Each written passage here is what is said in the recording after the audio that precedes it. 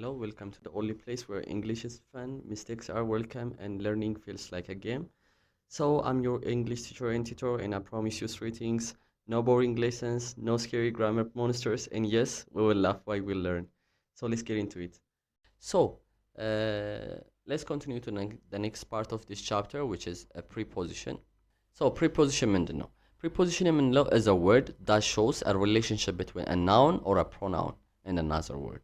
ናውን ፕሮናውንን ምን እንደሆነ ተነጋግረናል ከዚህ በፊት። ስለዚህ የናውን በናውንና በፕሮናውን መካከል ያለው ልዩነት የሚያጎላልን word ምን እንለዋለን? preposition እንለዋለን። it usually answers where, when, how እና ዳይሬክሽኖችን የሚጠቁምልን። አሁን ለምሳሌ በኤግዛምፕል ስንይና ታይፖቹን ስናይ more easily understandable ይሆናሉ። ኦኬ types of prepositionዎችን እኒ አንደኛ preposition of place አይደለ? ፕሌሶችን ለመናገር የምንጠቀምባቸው preposition ማለት ሴንተንሶች መሃል ላይ ገብተው ዳይሬክሽን ወይም ደግሞ ቦታን የሚጠቅሙልን ናቸው አይደለ?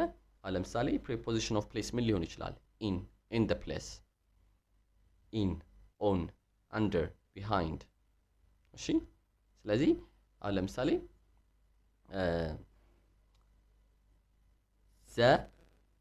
the cup is under the table ካላችሁ ኩባያ የሚገኝ የት ነው? ከቴብሉ ወይም ደግሞ ከጠረጴዛው ስር ነው አይደለ? ስለዚህ ስር መሆኑን እየነገርን ነው። አንደር ባትገባስ ዳይሬክሽኑን ማግኘት እንችል ነበረ። the cup place ብቻ ነው የሚሆነው። the cup the place ነው የሚሆነው።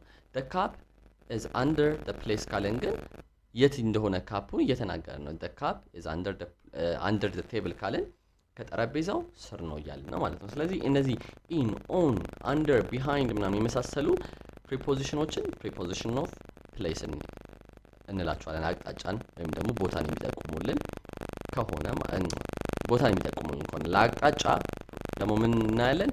preposition of direction። ከዚህ በፊት ምን እንኒ? preposition of time። preposition of time ደግሞ ጊዜን የሚነግሩ like ሰዓትን ማለት ነው።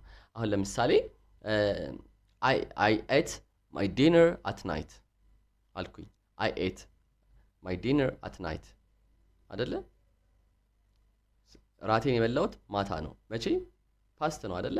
ራቴን የበላሁት ማታ ነው። at night ማለታችን ሰዓቱን ጊዜውን እየተናገርን ነው አይደለ? so at night like on ብላችሁ አሁን ለምሳሌ on Monday, on Thursday የሆነ ስፔሲፊክ የሆነ ቦታና ጊዜ ስትናገሩ ወይም ደግሞ ሰዓት ይሄ time ስትናገሩ preposition of time እንላቸዋለን ማለት ነው። and the third one is preposition of direction። preposition of direction አቅጣጫ የሚጠቁሙ like to, from፣ into የመሳሰሉትን አቅጣጫ ጠቋሚ ናቸው።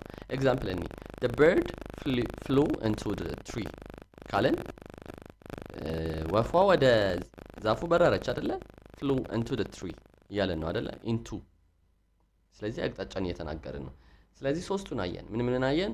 preposition of place ምን ናቸው? in, on፣ under፣ behind አየን። ኤግዛምፕል ሰጠን። preposition of time ደግሞ አትን አየን፣ ኦንን አየን፣ ኢንን አየን። preposition of direction ደግሞ ምን አየን? to፣ from እና into አየን ማለት ነው። ስለዚህ እዚህ ጋር ግራ እንዳትጋቡ in ሆኖ preposition of place ላይ ተናል፣ into ያየነው preposition of direction ላይ ነው ማለት ነው።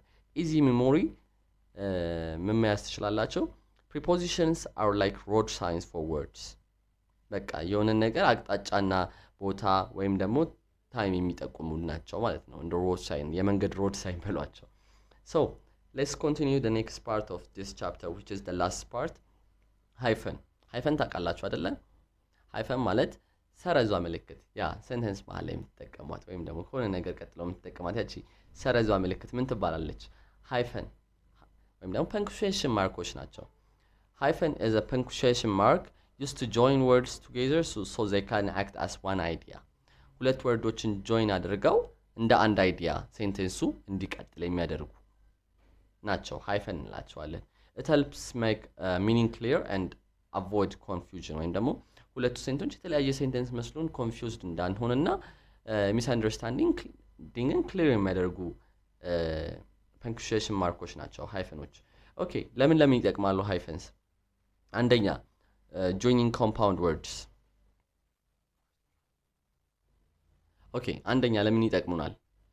joining compound words okay አሁን ለምሳሌ well known animal አለን well እና known መሃል ላይ ያስገባ ነው አይደለ ስለዚህ well known animal ሳይሆን known animal ስንል ታዋቂ አኒማል ነው well known ደግሞ በጣም ታዋቂ አኒማል እያለን ነው አይደለ ስለዚህ በጣም እና known ላይ መሃል ላይ ሃይፈን ስናስገባ ወይም punctuation mark which is hyphen ስናስገባ ሴንቴንሱን more clear ያደርገዋል እና ደግሞ understand ለማድረግ በጣም easy ይሆናል ማለት ነው high altitude area የሚለው ላይ አሁን ለምሳሌ ትልቅ ከፍታ ቦታ እያለን ነው አይደለ ረዘም ያለ ከፍታ ቦታ which is በhigh እና altitude መካከል ምን ተጠቀምን ሃይፈን ተጠቀምን ማለት ነው so የሃይፈን ዋናው ጥቅሙ ምንድነው meaningful የሆነ ሴንቴንስን ፎርም ለማድረግ ወይም ደግሞ confusionን avoid ለማድረግ ነው ኤግዛምፕል እስኪ ፎርም አድርገን ነው The Ethiopian wolves lives in high altitude regions አለን The Ethiopian wolf lives in a high altitude region so a high altitude እዚህ ጋር መተን አስገባ ነው ማለት ነው ኦኬ ሁለተኛ ለምን ይጠቅመናል ሃይፈን ለነምበርስ አይደለ to describe numbers ምን አይነት ነምበሮች from 21 up to 99 ያሉ ነምበሮች በእናንተ ሌቭል ቀለል ያሉ ኤግዛምፕሎችን ስለምናይ ነው from 21 up to 99 ያሉ ቁጥሮችን ስንጽፍ ምን እየተጠቀምን ነው ሃይፈን እየተጠቀምን ነው አይደለ 20 ብለን አሁን ለምሳሌ 21 ስንጽፍ 20 ብለን ሃይፈን አድርገን 1 እንላለን ወይም ደግሞ 22 ብንጽፍ 20 ሃይፈን አድርገን 2 እንላለን ማለት ነው ቁጥሮችን በቃ 45 ብንል 40 አድርገን ሃይፈን አድርገን 5 እንላለን ሶ ነምበሮችን ኤክስፕረስ ለማድረግ ይጠቅሙናል ሶስተኛ avoid confusion እንደ ሚኒንጉ ላይ እንደተነጋገርነው ኮንፊውዥንን አቮይድ ለማድረግ ሁለት የተለያዩ ወርዶች እንደሆኑና ቱጌዘር አንድ ወርድ ፎርም እንዳደረጉ ለማሳወቅ ይረዳናል አሁን ለምሳሌ we sign ሲሆን we እና sign ነው አይደለ sign again ማለት ነው ግን we sign አንድ ላይ ሲመጣ ምን ሊሆን ይችላል ቀደም እንደ በፕሮናንሴሽኑ እንደሚላዩት resign ይሆናል which is ሌላ another meaning ነው ወይም ደግሞ ስራ ማቋረጥ ወይም ነው quit a job ማለት ነው ስለዚህ የተለያየ ሚኒንግ እንዳይኖራቸው so misunderstanding clear ለማድረግ እንጠቀምበታለን ሃይፈን ማለት ነው ስለዚህ ምን ማለት ይቻላል በቀላሉ only hyphen can save your job ማለት እንችላለን በኋላ resign የሚለውን resign ብለን አንብበን የተሳሳተ ሚኒንግ አንደርስታንድ ልናደርግ እንችላለን ማለት ነው so funny reminder እዚህ ጋር መያዝ ትችላላችሁ hyphen is በጣም small but powerful like a tiny ant carrying a big leaf ትንሽዬ ጉንዳን ትልቅዬ ለፍን ተሸክማ እንደምትሮጣው እንደዛ ብላችሁ አስቡት ማለት ነው ስለዚህ this is all about today's lesson until next time see you soon